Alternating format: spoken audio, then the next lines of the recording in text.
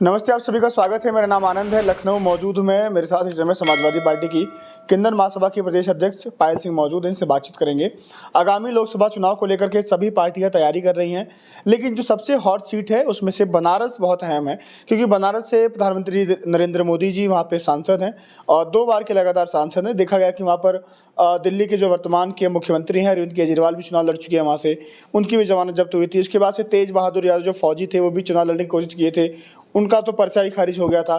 तो क्या समाजवादी पार्टी पायल सिंह को बनारस से प्रधानमंत्री मोदी के खिलाफ चुनाव लड़ाएगी? उससे बातचीत करेंगे। मैम, स्वागत है आपका। जी नमस्कार। बनारस से अगर लोकसभा जाने का मौका मिलता है, मोदी के खिलाफ चुनावी मैदान में उतरने का मौका मिलता है, तो क्या पायल सिंह चुनावी मैदान में मोदी के खिलाफ चुनाव लड़ेंगे?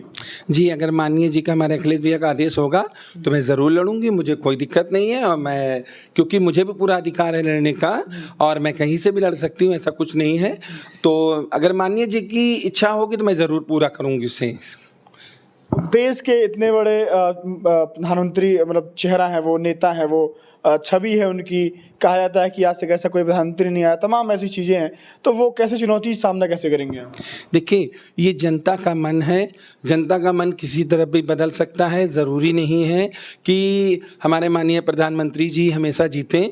देखिए, किस्मत होती है, कहते नहीं, ये तो किस्मत होती है, ये दांव होते हैं, कभी कोई होता है कभी कोई जीतता है। ज़रूरी नहीं कि एक ही व्यक्ति हमेशा जीतता रहे, ऐसा कुछ भी नहीं है। लेकिन सबसे बड़ी बात तो ये होगी, ऐसा अगर मौका आएगा तो आपको क्या लगता है कि मेरा नॉमिनेशन चलेगा? कोई में कोई कमी निकाल के रद्द कर दिया जाएगा, कोई फायदा नहीं है रहेगा उसमें। तो कोई में कोई कमी ढूंढी जाएगी और वो उस समय बताया जाएगा जब बिल्कुल आखिरी दिन होगा, ताकि कि मैं उसे पूरा भी न कर सकूं। लेकिन अगर कभी ऐसा मुझे मौका मिला तो मैं इस मौके को नहीं खोऊंगी, और माननीय जी मेरा अगर आदेश देंगे कि आपको चुनाव लड़ना है बनारस से, तो मैं पूरी तरीके से तैयार होंगी, और मेरा किन्नर समाज पूरा सपोर्ट में होगा, पूरा बनारस का। आपने देखा ही, चंदौली में हमारे किन्नर एक जीते हैं, और सारा किन्नर पूरा भरपूर तरीके से प्रचार होगा बनारस के अंदर किन्नरों का। कहा जाता है कि बहुत काम हुआ है बनारस में। बनारस क्योटो बन गया है। क्योटो एक जापान का शहर है, राजधानी है वहाँ की, और बनारस चमक रहा है इस समय, तमाम चीज़ें हुई हैं। वो कैसे, उसका कैसे सामना करेंगे? ये बताइए, जो कह रहे काम हुआ है, देखिए, काम से कोई चीज़ नहीं होती है। मेन होता है हमारा जो व्यापार। आप देखिए, लोगों के पास काम है, किसी के पास नहीं है। चमक देखने से क्या फ़ायदा? कहते हैं विदेश जाते हैं, विदेश में चमक भी होती, चमक के साथ जो है व्यापार भी होता है, कि लोगों को कमाने का जरिया होता है। वहाँ पर कोई ऐसा कमाने का जरिया बताइए? बहुत सी ऐसी जगहें हैं जहाँ पर वहाँ पे काम नहीं है आदमी के पास। मैं कहती हूँ, इसके साथ साथ आदमी को ये भी, प्रधानमंत्री जी को हमारे करना चाहिए कि व्यापार भी डालें वहाँ पर, ताकि कि हमारे गरीब जो लोग हैं, गरीब तक के जो लड़के हमारे इतने पढ़े लिखे वहाँ पर पढ़े हैं, आज वो बेकार हैं, काम नहीं है, खाली चीजें, नौकरियां बांटी जा रही हैं। मैम, कहाँ नौकरियां बांटी जा रही? किसको नौकरियां मिल रही? मुझे तो नहीं दिख रहा कहीं पर नौकरियां मिल रही हैं। जब भी होता नौकरी मिल रही, नौकरी मिल रही है, कहीं कुछ नौकरी नहीं मिली, किसी को भी नहीं मिल रही है।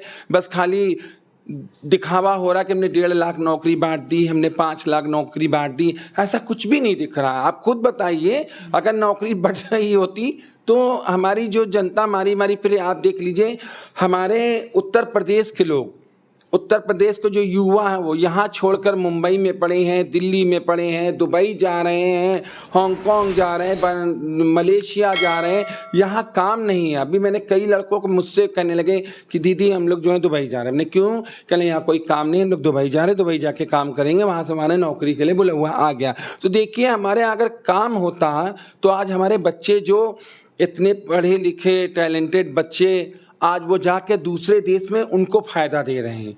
लोग कहते हैं कि मोदी जहाँ पहुँचते हैं वहाँ माहौल बदल जाता है।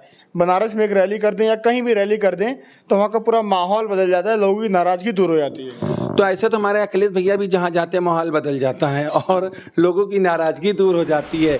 लेकिन फ़र्क ये है कि ये नहीं पता है कि वो जो इकट्ठा होती भीड़ वो कहाँ से आती है।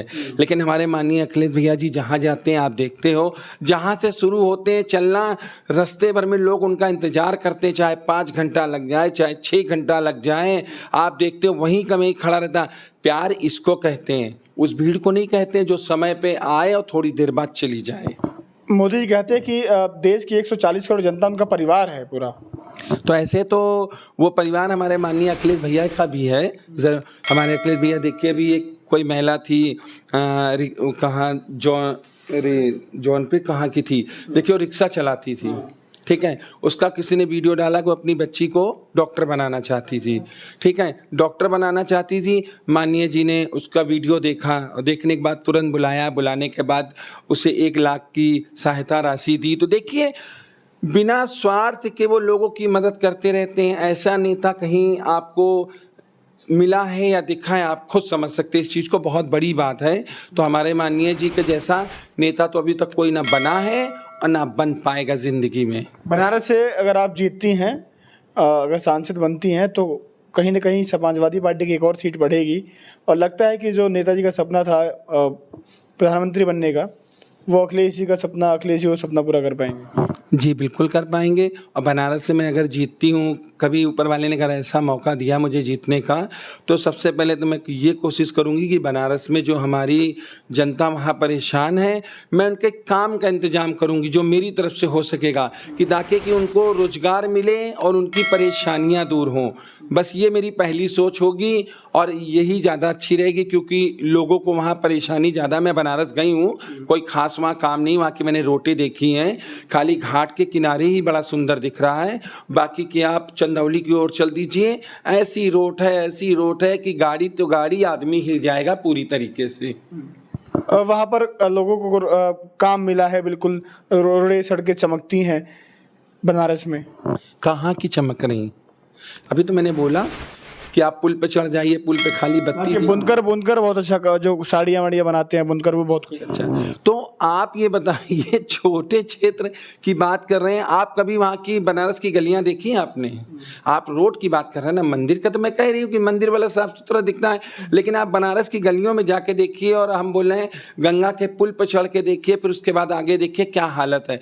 बहुत ही बुरी स्थिति है रोड की। और ना हो तो मेरे पास वीडियो भी रखा है, मैं आपको दे दूंगी, मैं बनाकर लेकर आई थी एक बार, और बहुत बुरी हालत है। सिर्फ बनारस का घाट दिख रहा, बाकी का कुछ नहीं। तो मतलब बनारस से पायल सिंह मोदी जी को चुनौती देने वाली हैं, अगर समाजवादी पार्टी जिम्मेदारी सौंपती है कि जाइए और बनारस से चुनाव लड़िए और लोकसभा जाइए, तो मोदी जी के खिलाफ आप चुनाव लड़ने को तैयार हैं? जी, अगर माननीय जी हमारे आदेश करेंगे अखिलेश भैया, तो मैं जरूर तैयार हूँ।